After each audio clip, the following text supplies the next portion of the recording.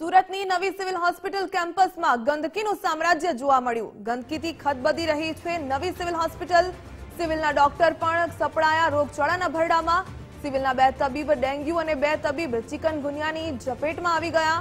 કેટલાક તબીબ મચ્છરજન્ય રોગચાળાની ચપેટમાં આવ્યા ત્યારે નવી સિવિલ હોસ્પિટલમાં ગંદકીથી ડોક્ટર સહિત કર્મીઓને પણ હાલાકી।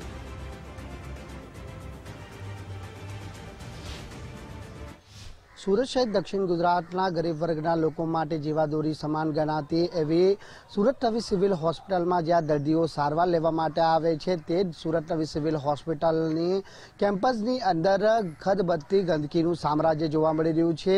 તસવીરો આપને બતાવવાનો પ્રયાસ કરીશું કે સુરત નવી સિવિલ હોસ્પિટલ જે કેમ્પસ આવેલું છે આ કેમ્પસની પાછળ જે ડ્રેનેજના પાણી છે તે ઉભરાઈ રહ્યા છે ને આ પ્રમાણેની જે ગંદકી છે તે અહીં ખદબદી રહી છે। પરંતુ તે બીજાની કહેવત સુરત નવી સિવિલ હોસ્પિટલના સત્તાધીશોને હાલ સાર્થક થઈ રહી છે કારણ કે હાલ જ જે સુરત નવી સિવિલ હોસ્પિટલના 2 તબીબો ડેન્ગ્યુ અને અન્ય 2 તબીબો છે તે ચિકનગુનિયામાં સપડાયા છે।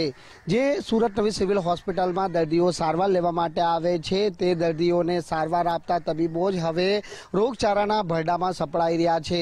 ખાસ કરીને જે પ્રમાણે ડેન્ગ્યુ અને ચિકનગુનિયા સહિતના મેલેરિયાના જે કેસો વધી રહ્યા છે અને આ વચ્ચે સુરત નવી સિવિલ હોસ્પિટલમાં જોવા મળેલી આ જે વાસ્તવિકતા છે તે કડવી વાસ્તવિકતા છે કારણ કે જ્યાં સુરત નવી સિવિલ હોસ્પિટલમાં દર્દીઓ જ્યારે સારવાર લેતા હોય ત્યારે સ્વાભાવિક છે કે ત્યાંની સ્વચ્છતા રાખવી પણ જરૂરી બની પડે છે। પરંતુ જે પ્રમાણે આપ જોઈ શકો છો કે ડ્રેનેજના જે પાણી છે તે અહીં ઉભરાઈ રહ્યા છે પરંતુ યોગ્ય નિકાલ કરવા માટેની કોઈ પણ જે સુવિધા અથવા પ્રક્રિયા છે તે કરવામાં આવી રહી નથી અને પરિણામે આપ જોઈ શકો છો કે અહીં જે તળાવ જેવી સ્થિતિનું અહીં નિર્માણ થયું છે। જે ડ્રેનેજના પાણી ઉભરાયા છે તે પાણીના કારણે તળાવ જેવી અહીં સ્થિતિ છે તે જોવા મળી રહી છે।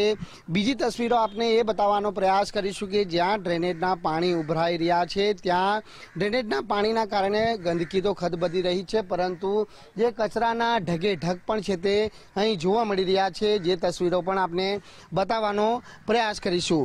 ખાસ કરીને મેડિકલ વેસ્ટેજની વાત કરવામાં આવે તો જે હેઝાર્ડ જે વેસ્ટેજ હોય છે તે વેસ્ટેજ પણ અહીં જોવા મળી રહ્યું છે જેનો વૈજ્ઞાનિક ઢબે નિકાલ થવો જોઈએ। એ સિરીંજ પણ અહીં જે છે તે ખુલ્લેઆમ રજડતી જોવા મળી રહી છે જે બતાવે છે કે સુરત નવી સિવિલ હોસ્પિટલનું તંત્ર કેટલું રેઢિયાળ છે।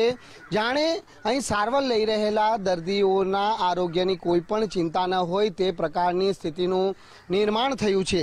બીજી તસવીરો આપને બતાવવાનો એ પ્રયાસ કરીશું કે અહીં વોર્ડ આવેલો છે અને વોર્ડની અંદર જ્યારે દર્દીઓ સારવાર લઈ રહ્યા છે આ એ જ વોર્ડ છે કે જ્યાં બાજુમાંથી ડ્રેનેજના પાણી છે તે હાલ લીકેજ થઈ રહ્યા છે ને ડ્રેનેજના પાણી અહીં ફરી વળવાના કારણે મચ્છરોનો પણ અહીં ઉપદ્રવ છે જે બતાવે છે કે જો સારવાર તો લેવા માટે અહીં આવે છે પરંતુ સારવાર લેવાના બદલે વધુ ગંદકીની અંદર જે લોકો બીમારીમાં સપડાય તેવી સ્થિતિનું નિર્માણ થયું છે। મચ્છરો અહીં આવે છે?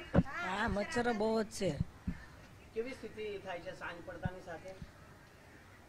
ગંદુ બહુ થઈ ગયું છે ને એના લીધે ઘણા બીમારી પડે છે। હા, મચ્છરો બહુ જ ફૂલ જ આવે છે। હે કીધું છે અમે પણ કોઈ ધ્યાન નહીં દેતા। બહુ જ દુર્ગંધ મારતી રહેવાનું મને નથી થતું અહીંયા એમ થાય ઘરે કઈ જાવ અહીંથી। સારવાર લેવા માટે આવ્યા છો પરંતુ વધુ ગંદકીના કારણે બીમારીમાં સપડાય તેવી શક્યતા ખરી? એટલે વધુ બીમારીમાં આપ સપડાય એવી શક્યતા ખરી? હા, વધુ બીમારી થાય છે।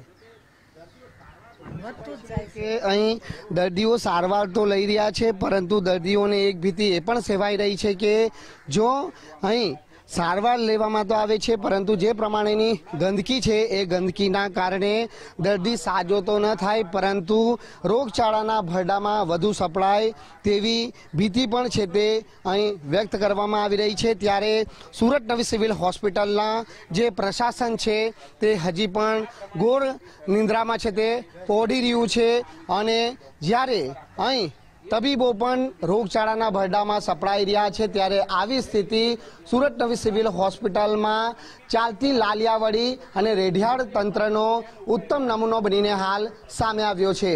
કેમેરામેન અક્ષય વાઢેર સાથે રાકેશ બ્રહ્મભટ્ટ, ગુજરાત ફર્સ્ટ, સુરત।